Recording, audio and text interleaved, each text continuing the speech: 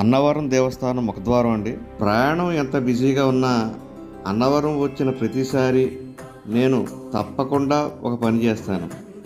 నా బైకును ఆపి మెట్ల వద్ద నుంచే శ్రీ సత్యదేవునికి మనసారా నమస్కరిస్తాను. ఆ సమయంలో మనసుకు కలిగే ప్రశాంతత మాటల్లో చెప్పలేంది. మరి ఈసారి కూడా అలాగే స్వామివారిని దర్శించుకొని హుండీ వద్ద నా భక్తిని సమర్పించాను.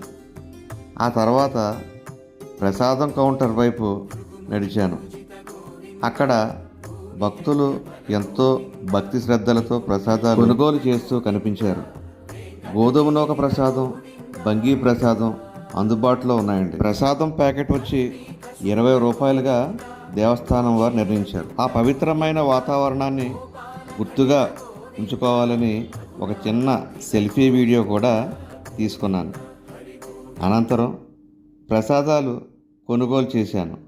వాటిని పెట్టుకోవడానికి ఒక కవర్ కావాల్సి వచ్చింది. కానీ నా దగ్గర చిల్లర లేకపోవడంతో కొద్దిసేపు వెనక్కి వెళ్ళి చిల్లర మార్చుకొని మళ్ళీ వచ్చి కవర్ కొనుగోలు చేశాను. తర్వాత ప్రసాదాన్ని కవర్లో పెట్టుకొని కొంత అక్కడే కూర్చొని స్వీకరించాను. మిగిలిన ప్రసాదాన్ని ఇంటికి తీసుకెళ్లేందుకు భద్రంగా పెట్టుకున్నాను. ఆ తర్వాత స్వామివారి ఆశీస్సులతో నా ప్రయాణాన్ని కొనసాగించాను. నిజం చెప్పాలంటే అన్నవరం నాకు కేవలం ఒక దేవస్థానం కాదు. ప్రతిసారి ఇక్కడికి వచ్చినప్పుడు మనసుకు ఒక కొత్త ప్రశాంతత, ఒక ఆధ్యాత్మిక ఆనందం లభిస్తుందండి. ప్రయాణంలో కొద్దిసేపు ఆగిన ఆ క్షణాలు రోజంతా మనసుకు సంతోషాన్ని ఇస్తాయండి.